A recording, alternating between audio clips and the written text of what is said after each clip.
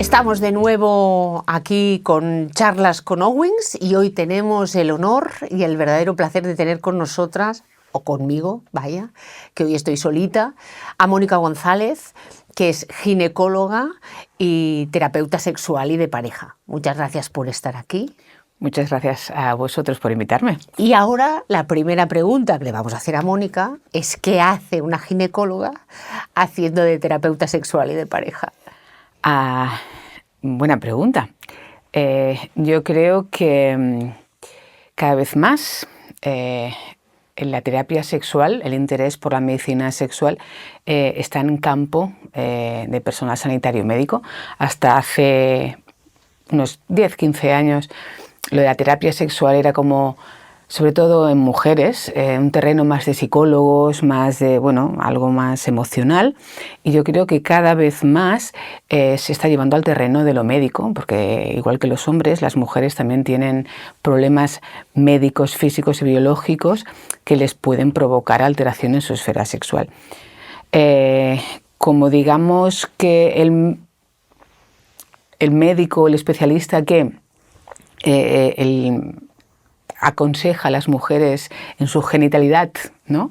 Es el ginecólogo, pues cada vez más ginecólogos, ginecólogas sobre todo, se interesan en la sexualidad de la mujer y por eso una ginecóloga pues está haciendo terapia sexual y de pareja. Perfecto. Una pregunta, y creo que esto es importante por lo que tú explicas, por lo que nos has contado ahora. Es decir, ¿qué consultas son más frecuentes que puedas tú tener en tus visitas, ¿no? Porque hablas de la genitalidad de la mujer y es como raro, ¿no? A veces hablar de terapia sexual en mujeres. Quiero decir, que no sería como lo más habitual en el conocimiento que tenemos todos, ¿no?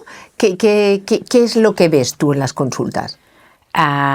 Yo cada vez veo más mujeres que consultan por este tema. Sí que es verdad que yo estoy un poco sesgada porque la gran mayoría de pacientes que acuden a mi consulta ya acuden porque creen tener o tienen un problema sexual y el más frecuente o los más frecuentes son la falta de deseo y el dolor durante la actividad sexual. Sí que es cierto que, como te decía, hasta hace poco se creía que cualquier tipo de problema sexual que la mujer pudiera tener era más de tipo emocional, ¿no? Era como que la mujer es etérea, no tiene cuerpo y todo el problema que puede tener es emocional, pero también tenemos un cuerpo, ¿no? También tenemos una parte biológica que se puede dañar y que puede repercutir a la hora de tener una actividad sexual satisfactoria. Sí que es cierto que cada vez se habla más de sexualidad femenina hasta ahora. En el candelero, de lo que más se hablaba, sobre todo finales de los 90, principios de los 2000, con la salida o el descubrimiento de Viagra, era de la sexualidad masculina, que siempre ha ido por delante de la femenina. De sexualidad en la mujer históricamente se ha hablado muy poco. Yo creo que en los últimos 20 años ha habido una tercera o cuarta revolución sexual para la mujer. Estamos de acuerdo. Y que se están empoderando las mujeres y están reivindicando su derecho al placer y su derecho a vivir su sexualidad de forma gratificante, y esto hace que las mujeres cada vez consulten más, ¿no? Por el motivo que sea, incluso para informarse, porque por desgracia hay muy poca educación sexual todavía con un buen filtro, ¿sí? Si hablamos de educación sexual que nos ofrece Google, que pasa que Google muchas veces no tiene un filtro adecuado, y esto hace que las informaciones que reciben las mujeres, los hombres sobre la sexualidad sea muy sesgada, ¿no? Con muchos problemas a la hora de integrar realmente lo que es la sexualidad. Entonces, hablabas de falta de deseo y dolor, serían las mujeres, y en los hombres, ¿qué te encuentras en la consulta? En los hombres, en chicos jóvenes, la eyaculación rápida, que no siempre es una eyaculación rápida. Si quieres luego matizamos. Vale. Y en varones un poco más mayores, disfunción eréctil. Son los temas más recurrentes como motivos de consulta. Vale. Y yo pregunto, ¿se puede venir a tu consulta para mejorar tu actividad sexual sin tener ninguna disfunción? Naturalmente, es lo que te comentaba antes, ¿no? A informarte, a encontrar un foro, un lugar en el que preguntar sabiendo que las respuestas van a estar contrastadas y que realmente hay una base detrás, no solamente pues un blog de una experiencia personal que puede ser más o menos gratificante o más o menos real. Vale, ¿y a nivel de pareja? A nivel de pareja también. Vale. Hay parejas que consultan cuando la relación está muy deteriorada y esto a veces ya es más que para mejorar la relación, la consulta es cómo dejo esta relación que ya no consigo mejorar. Lo ideal sería consultar antes, evidentemente. Cuando una pareja tiene algún tipo de conflicto que no es capaz de solucionar, sea sexual o sea emocional, está bien consultar para intentar solucionar el problema antes de llegar, ¿no?, al motivo de consulta de por favor ayúdanos a dejarnos que no sabemos, ¿no?, que también es un motivo. Yo supongo que también debe haber una generación, ¿no?, en la cual hablar de sexo entre pareja a veces también es un poco tabú. Es una pregunta sin mucho filtro. No, es con mucho filtro. Hoy en día, a pesar de que vivimos en una sociedad muy sexualizada, hablar de sexo todavía cuesta mucho. Y parece mentira, pero cuesta hablar de sexo en pareja. Hay muchas parejas que practican mucho sexo, pero hablan poco de lo que les gusta y de cómo practicar ese sexo que desean mantener. Con lo cual, todavía es un tema difícil de abordar.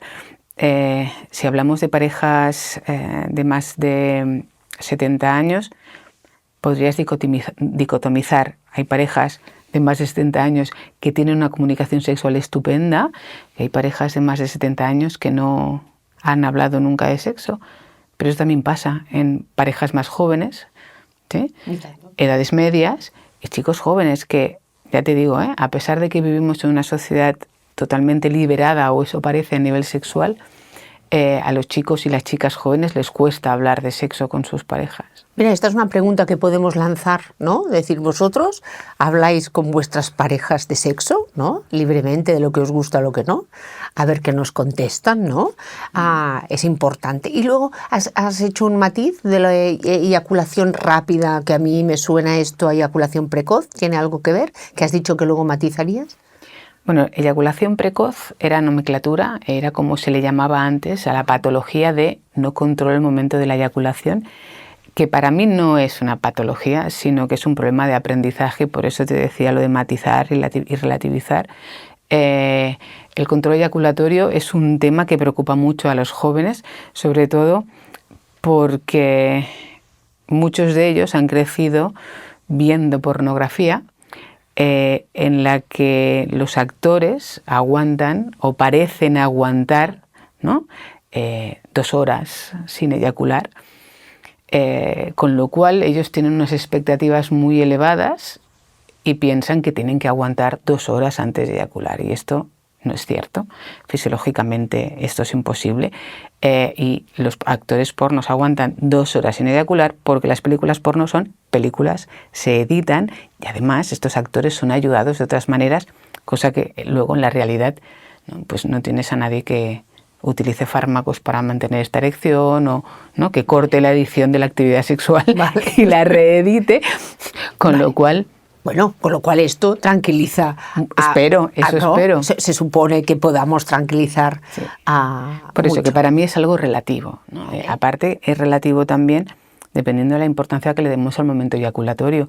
Si centramos la importancia de la actividad sexual en la penetración, evidentemente el momento eyaculatorio va a tener mucho peso.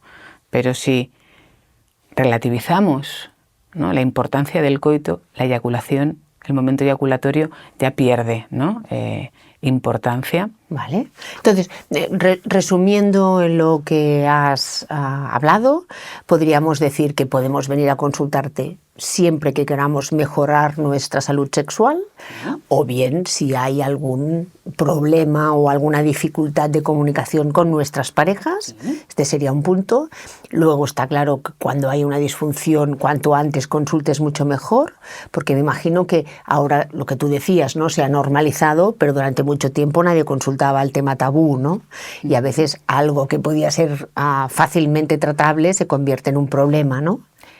Sí. En principio, en sexualidad es difícil poner un rango de patología o normalidad. Vale. Es importante que se consulte cuando el problema que creemos tener a nivel sexual nos está generando ansiedad, nos hace sufrir. Vale. Ese es el momento de consultar. Vale. Y a veces el sufrimiento desaparece cuando se recibe una explicación coherente y satisfactoria sobre el tema. Y desdramatiza, me imagino. Muchísimo. Y luego has hablado de la falta de deseo en la mujer, ¿no? Porque el hombre, no sé, la gente interpreta, bueno, falta de deseo, pues un viagrilla o algo parecido, pero ¿y en la mujer? ¿Qué tiene la mujer cuando tiene falta de deseo? Primero matizarte que el Viagra no es para el deseo en el varón. Vale, ¿de acuerdo? muy bien, el Viagra es para la dificultad en obtener una buena erección. Bueno, es que la gente lo interpreta como eso, ¿no? No. Muy bien, muy buena puntualización. Viagra no es para mejorar el deseo, Viagra es para mejorar la erección. Perfecto. Ya está. Vale. No hay Viagras femeninos porque la mujer, el problema de deseo no tiene nada que ver con el problema de excitación. Puede ser una consecuencia o puede ser un precipitante, pero así como en los hombres la erección es una traducción inmediata de la capacidad excitatoria, sobre todo fisiológica, en la mujer no es tan evidente, porque la traducción de la excitación en la mujer suele ser la lubricación, suele ser que los genitales se llenan de sangre, igual que el pene en el varón, los genitales de las mujeres también se llenan de sangre durante la excitación, pero si esto no ocurre, no es tan dramático como en el varón, porque en el varón, si quiere penetrar, tiene que tener una buena erección, y si no ocurre esto, es muy evidente. En cambio, en la mujer, pues no lubrico bien, me pongo un poco de lubricante, un poco de hidratante, y esto pasa más desapercibido. La Viagra serviría para esta fase de la respuesta sexual. Y el deseo es algo aparte. Entonces, no, Viagra y deseo no... Vale, no van de la mano. No van de la mano. Sí que es verdad que históricamente, ¿no?, siempre se ha dicho que el hombre no tiene problemas de deseo, que los problemas de deseo son siempre de la mujer, y esto también sería matizable, ¿sí? Luego, si quieres, o en otra ocasión hablamos de los mitos, ¿no? Sí, pero, me parece bien. Pero el mito de que los hombres siempre están dispuestos para tener sexo no es cierto, como tampoco es cierto que no hay ninguna mujer que tenga el mismo deseo que los hombres. El deseo es una necesidad de compartir muchas cosas, también es una necesidad biológica, y como necesidad biológica que es, hay un rango de normalidades, ¿no? Hay un rango de presentaciones, tanto en hombres como en mujeres. Perdona, disculpa, ¿podríamos decir que el deseo se podría crear en un contexto, en un clima, sí, en una señora. Programación, ¿no? En una necesidad de, no sé, de cariño, de intimidad? El deseo, de hecho, la sexualidad es un constructo biopsicosocial. ¿Qué significa esto? Que hay una parte biológica, hay una parte emocional y una parte sociocultural que influyen en cómo nos relacionamos a nivel sexual. La parte biológica del deseo son las hormonas. Correcto. Y la hormona más importante del deseo es la testosterona, que la fabricación de testosterona en hombres y mujeres es muy diferente y cambia mucho a lo largo de la vida, y también es diferente este cambio, ¿no? En los hombres el cambio prácticamente no existe, es decir, fabrican testosterona desde la adolescencia hasta prácticamente la senectud y la muerte. Nosotras no fabricamos la misma cantidad ni de lejos, ni en nuestros mejores momentos fértiles, ni cuando nuestros ovarios están a producción completa.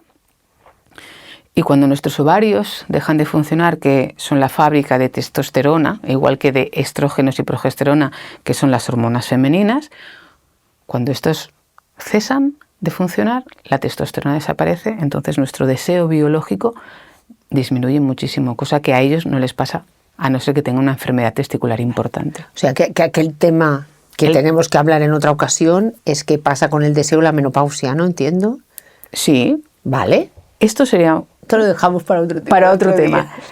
El deseo también está vinculado, ¿no?, de otra manera, como tú decías, de esta creación de clima, de intimidad, de confianza, de bienestar, y de ahí surge el querer estar con la otra persona sin necesidad de este empuje biológico de la testosterona. Y esto es más frecuente en mujeres, pero no solamente sean mujeres, los hombres también les nace este deseo a partir de esta intimidad y esta confianza. Bueno, pues yo creo que para concluir hoy dejaríamos que el deseo viene acompañado de una sexualidad programada, ¿no? Podría ser. Podríamos programarlo, ¿no? Es decir, mira, hoy el día tal, a tal hora quedamos. Como muchos otros actos lúdicos. Pues muchísimas gracias, Mónica. A vosotros. Nos vemos en otra ocasión y a vosotros esperamos vuestros comentarios y todas aquellas preguntas que nos queréis dejar.